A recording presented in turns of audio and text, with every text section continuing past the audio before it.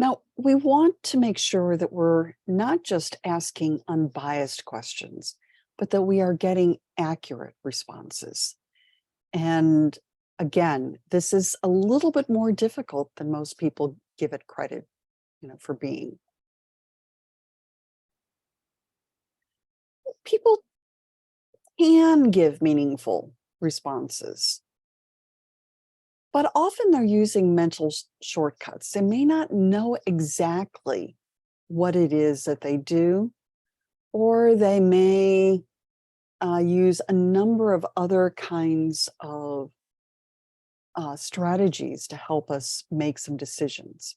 So, for example, some people use response sets. They just get going and they, you know, always say strongly agree or always say, choose number 3 on the scale, so not going in either way, a kind of fence sitting.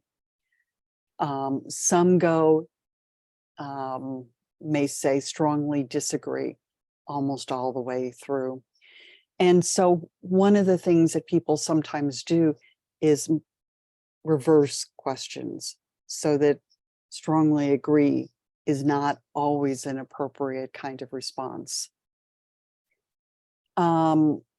Sometimes, regardless of how we feel, we may acquiesce and say yes, even if we don't. Like, when a waiter asks, how was your dinner? You may say it was good, even though you may have earlier been complaining to one of your friends about that dinner. Many people like the middle of the road. And so some surveys actively get rid of that middle ground. So rather than having an odd number of choices, they may choose an even number. So forcing people to either disagree or agree.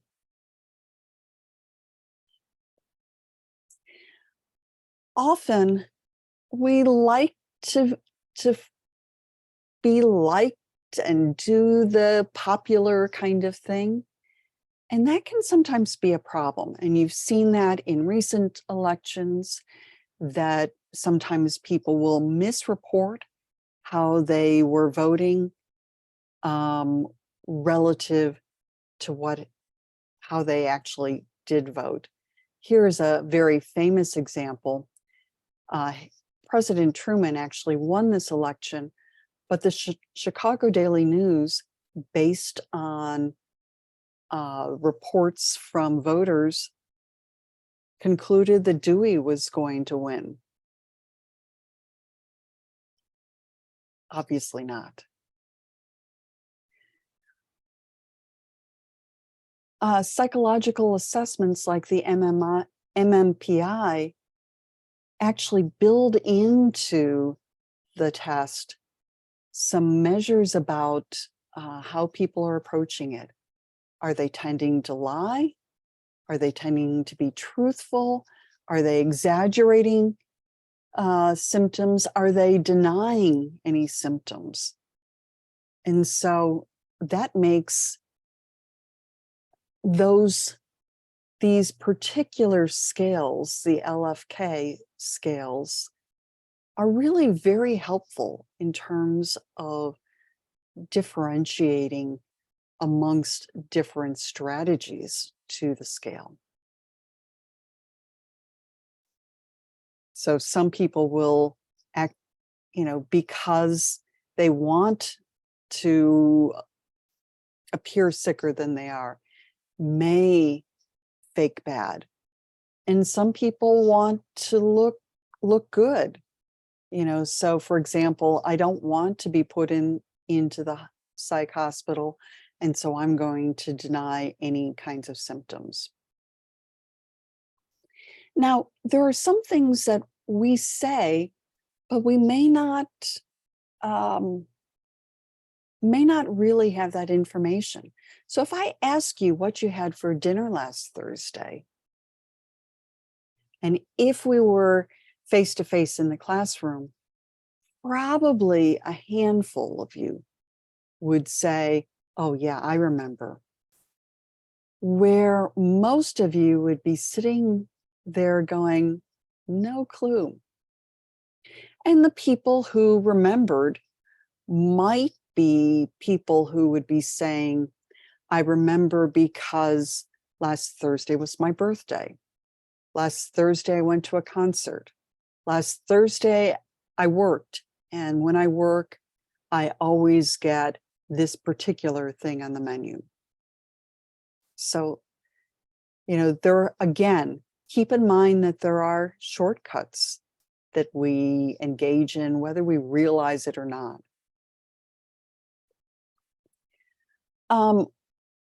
So what Beth Morling argues is that we are self-reporting more than we can know. And sometimes people will say, this is what I had. I always have spaghetti on Mondays. But do you really remember it? That's a different kind of question. We may ask people, why are you in pain? And they may not know. We may ask how long they've had been having pain. And again, they may not know when they started having pain. And so that becomes, problematic. There are lots of examples of people who have inaccurate memories of events. So for example, the memories of where people were on 9/11, people report significant confidence of their memories. And yet across time, they are relatively inconsistent, which says something about what's going on there, right? Can we trust what they're saying here, particularly for events that happened a long time ago? Remember the Loftus research that we discussed in the last video. And what she concluded is that the verb that we use matters. It influences how we see things. And our recent example, what did you have for dinner last Thursday? Those of you who remember are often cued in one way or another.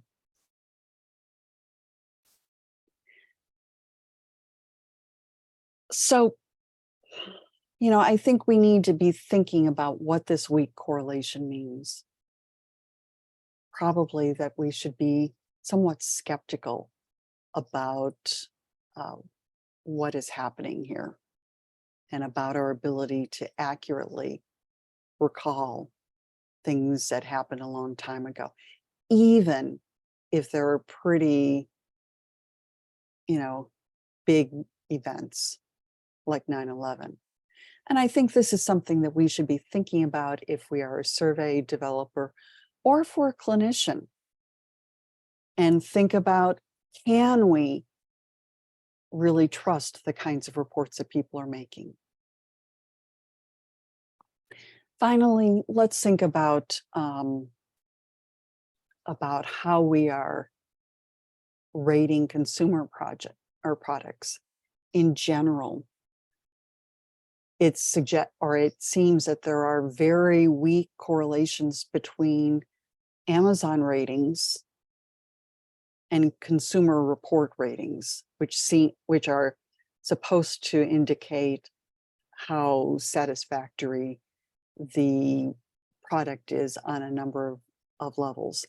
In fact, DeLange and colleagues suggest that what influences Amazon ratings are things like price and the prestige of the brand name, not the quality of the product. Again, we should be thinking, what does this weak correlation mean? We need to be concerned about how people respond to questionnaires. to surveys and generals. What does it mean that consumer ratings instead correlated with the cost of the product and the prestige of its brand? And finally, what does that mean for buyers? How should they make decisions? And I'm going to say goodbye to you. I'll see you in our next video as we're talking about behavioral observations. Take care.